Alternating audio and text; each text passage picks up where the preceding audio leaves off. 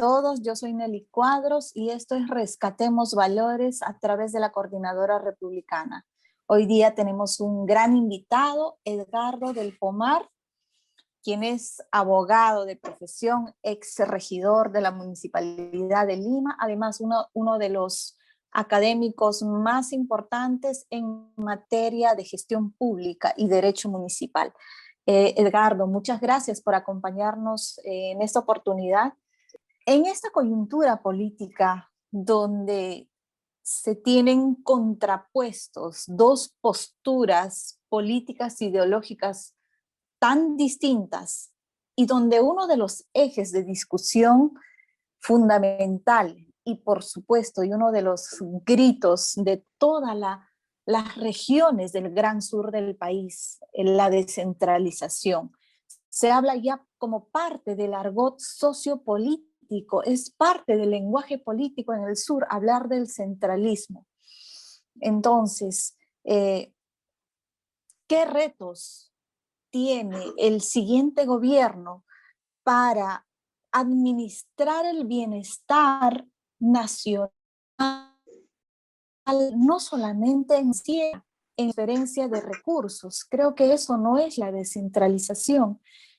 ¿Cuál es el gran reto en el trabajo de unificar, de buscar un país integrado, dos puestos tan grandes que existen entre los pueblos andinos, amazónicos, con las grandes ciudades del país? ¿Cuál es el reto del siguiente gobierno en materia de presión y por supuesto en materia de descentralización? Bueno, Nelly, ante todo, muchas gracias por la invitación, por esta entrevista. Y yo quisiera decirte respecto al tema de la descentralización. Primero, debemos entender primero el concepto fundamental de la descentralización, ¿no?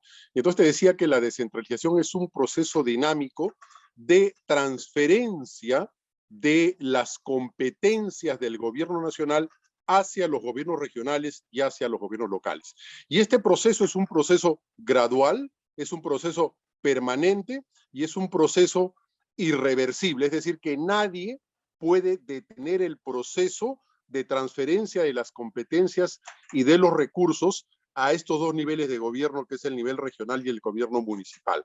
¿Correcto? En consecuencia, en términos muy simples, la descentralización tiene como propósito acercar el gobierno al pueblo mediante las municipalidades y mediante los gobiernos regionales, con competencias claramente delimitadas.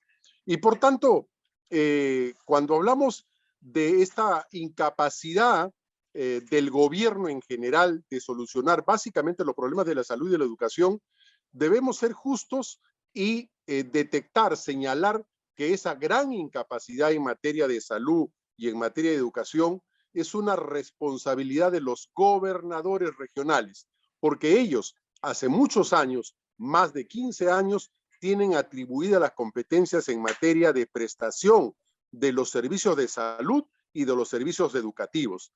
En consecuencia, son los encargados de poder organizar y mantener el primer nivel de atención en materia de salud, de poder construir los hospitales regionales de nivel 3 para poder atender esas demandas en materia de salud de una complejidad, digamos, media, ¿no? Porque la alta complejidad siempre se atiende en los institutos nacionales de salud. Y en el caso de la educación, son los encargados de la infraestructura, de capacitar a los maestros, de poder conversar con los padres de familia para mejorar la currícula, para atender justamente todas las necesidades y en estos tiempos de pandemia, justamente para poder llevar la educación virtualmente de mejor forma. Y entonces, ¿se convierte esto en un reto? Sí, pero la población tiene que entender que los responsables directos del desarrollo de su región son las personas que ellos eligen, no son las autoridades de Lima, son las personas que ellos eligen. Y entonces, parte del descontento de la población en este momento, es justamente esa incapacidad que han tenido los gobernadores en los últimos 15 años por lo menos de poder satisfacer esas demandas de la población. Y entonces ahora tiene Por que la supuesto. población ponerse atenta, alerta para exigir que estos gobernadores cumplan con sus funciones. De lo contrario, o mejor dicho, Edgardo, por supuesto que lo que planteas es totalmente cierto y valgan verdades que las regiones han tenido, muchos de ellos, los mayores presupuestos de los últimos años. Pero por qué estamos viviendo esta circunstancia en una coyuntura política tan polarizada donde el eje central sigue siendo el reclamo de la descentralización? Quiere decir que la descentralización no está funcionando. ¿Qué es lo que ha fallado o cómo se tiene que hacer este proceso? ¿Por qué se ha agudizado más bien? Si lo que se ha hecho es trasladar recursos, capacidades, tecnología y, por supuesto, los más altos índices de corrupción junto con ese proceso. Pero ¿por qué no está funcionando la descentralización? ¿Qué es lo que falta? lo primero que falla, como siempre, porque claro, siempre la izquierda y el comunismo ha culpado a las estructuras, ¿no? Siempre dice, son los modelos los que fallan. No son los Al modelos, sistema, no son los al modelos y el sistema modelo, los al que fallan, sistema, a la sino, constitución, a la clase política. correcto, son las personas las que fallan, las que aun cuando está diseñado correctamente y reconociendo que todo es perfectible, no saben cumplir esas funciones, ¿no? No saben desarrollar las competencias que les ha asignado la ley. Y en consecuencia, el primer gran problema que tenemos es la falta de capacidad de liderazgo de las personas que son elegidas. Segundo, con el liderazgo, la falta de capacidad de preparación respecto de cuál es justamente el rol que le corresponde al Estado y a cada nivel de gobierno. Y lo ¿Cómo tercero, superamos esa, y cómo superamos con, esa carencia? con Esa, capacitación. O sea, lo que debe hacer el gobierno nacional, ya como una política de Estado permanente, es la capacitación a todas las autoridades que llegan. Y segundo, que en cada institución pública tiene que haber un proceso de inducción, como hay en las empresas privadas, que no es otra cosa, un proceso de capacitación para los funcionarios que recién llegan a ocupar un cargo en esos niveles de gobierno y para los trabajadores. Porque cuando hay inducción, entonces la gente conoce cuál es la filosofía de la institución, cuál es la finalidad de ese nivel de gobierno. Y como sabemos, hay dos finalidades, prestación de servicios públicos y promover el desarrollo económico. Entonces, deben conocer que los niveles de gobierno, el municipio y la región, se deben a la población, no a ellos, o sea, no trabajan para ellos, para ganar un sueldo, sino que están ahí para poder servir a la población. Entonces tiene que haber un mejor recurso humano. Ya y obviamente cuando uno estudia administración, por ejemplo, y gestión pública en particular y en especial, sabemos que hay unas, digamos, signos, unos elementos que nos demuestran cómo es que se está llevando a cabo un buen gobierno. Si alguien quiere hacer un buen gobierno, lo que tiene que tener primero son cuadros preparados y cuadros, equipos que sean permanentes en la medida de lo posible durante todo el periodo de gobierno y aún deberían continuar en los demás gobiernos, porque no podemos estar cambiando permanentemente de gerente general, de gerente de finanzas, de gerente de obras públicas, ¿no? De gerente de desarrollo, porque eso realmente afecta tremendamente a la tarea de gobierno. Lo tercero es que las normas internas en cada nivel de gobierno deben ser absolutamente claras y una supervisión permanente. Si nosotros planificamos hacer un hospital, entonces tiene que haber una supervisión permanente desde la elaboración del perfil, del proyecto y luego en la ejecución de obra para poder culminar los trabajos y entregarle a la población esos hospitales, esas escuelas que necesita. Y entonces, esta gente que ha llegado sin preparación, estos peruanos que han venido al gobierno regional y municipal sin preparación, lo que hacen justamente es un triste papel en la gestión de estas instituciones. Manipulación política lo que hace es atribuir la responsabilidad única y enteramente al gobierno nacional, que las tiene, por supuesto, pero para eso no es necesario cambiar el sistema de organización de nuestro Estado, pasar de un régimen económico, de un régimen político de libertades, de separación de poderes, de equilibrio de poderes, a una dictadura comunista, ¿no? y para eso es que persiguen ellos una asamblea constituyente, de manera que lo fundamental es tener primero muy claro los vecinos de cada comunidad, de cada región, de cada provincia, de cada distrito, de elegir a las mejores personas para esos cargos públicos y que haya una capacitación permanente. Muy interesante, y además lo que falta en en todos los pueblos andinos amazónicos al interior del país es una sensibilización y una dotación de entendimiento de lo que significa las responsabilidades de sus autoridades. Por supuesto que esto se ha convertido ya en un tema ideológico, político y social. Es decir, ¿cuántos gobernadores a nivel nacional, alcaldes, autoridades están recluidos por corrupción en los centros penitenciarios? Pero hay un reclamo que por supuesto es un justo reclamo a un sistema en general, y no se ve con claridad, con objetividad a los directos responsables de la administración de los presupuestos. Pero yo creo que allí hay un quiebre conjunto.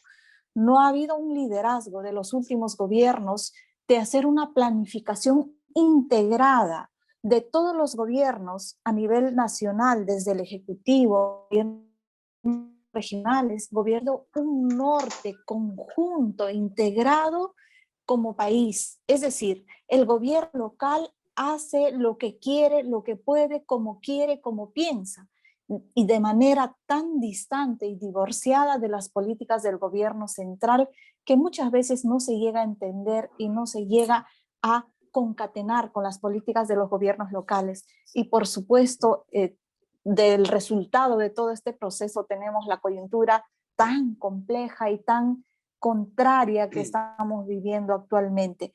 ¿Cuál es el reto a puertas del bicentenario de no eso, solamente, no solamente de hacer una planificación integral, es decir, que todos debemos estar integrados en la misma visión de trabajar para convertirnos en un país integrado, unido, ¿no? Y no de manera tan atomizada que cada comunidad, cada gobierno local y el gobierno central prácticamente hacen políticas tan aisladas a la realidad de cada zona tan recóndita del país, y al final del día lo que estamos viviendo es una situación social tan compleja, de tanto enfrentamiento, que por supuesto eso ha sido caldo de cultivo para que estas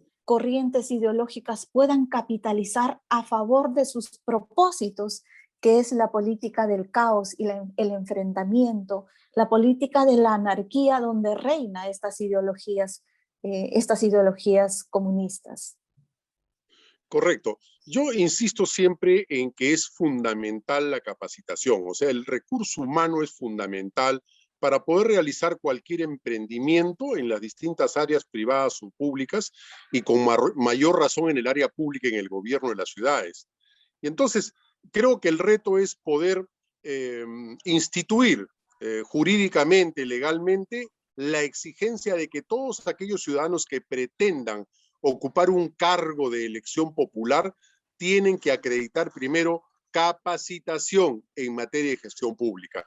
No puede cualquier hijo de vecino pretender, bajo el pretexto de que tiene derecho a elegir y a ser elegido, asumir el cargo más importante en su comunidad o en la región sin estar capacitado. Yo creo que tenemos que acabar con esa creencia de que si ponemos requisitos a las personas que postulan a los cargos públicos, estamos nosotros de alguna manera trastocando o violando aquel derecho que se cree que es sagrado e intocable, el de elegir y ser elegido. Segundo, respecto de que lo que bien señalas, que cada autoridad hace lo que le da la gana, es porque no hay liderazgo. En la ley de bases de la descentralización, en la ley de los gobiernos regionales y en la ley orgánica de municipalidades, se establecen con claridad meridiana cuáles son las competencias exclusivas de cada nivel de gobierno, cuáles son las competencias compartidas de los niveles de gobierno. Pero no hacen caso porque no hay un líder Lo que sucede, por ejemplo, en las provincias. Necesitamos que el alcalde provincial tenga un rol protagónico para poder coordinar efectivamente las políticas provinciales de desarrollo. Ahora que se ofrece, como lo está haciendo Castillo, ¿no es cierto?, convertir al distrito de San Juan de Lurigancho en provincia. Seguimos fraccionando el territorio y haciendo ingobernable las ciudades. Seguimos fraccionando el territorio de los departamentos para hacer más dificultoso el gobierno regional. Esa es una mala medida absolutamente populista. En consecuencia, las normas están dadas. Lo que falta es tener personas capacitadas, personas con criterio y fundamentalmente líderes para que puedan decir sobre las bases de las 34 políticas de Estado, estas tantas le corresponden al gobierno regional y estas otras al gobierno municipal. Pero insisto, ya está establecido en la ley desde que entramos a la segunda etapa de la descentralización en el gobierno del señor Toledo. De manera que nadie puede escudarse en el desconocimiento de la ley. Quien dice que las normas no son claras está mintiendo o no las ha leído simplemente y no ha tenido interés de leerlas. En consecuencia, si tenemos esa gente preparada y esos liderazgos, podemos hacer que esos planes de desarrollo, vía obras o servicios, puedan justamente servir a las personas que mayores necesidades tenemos.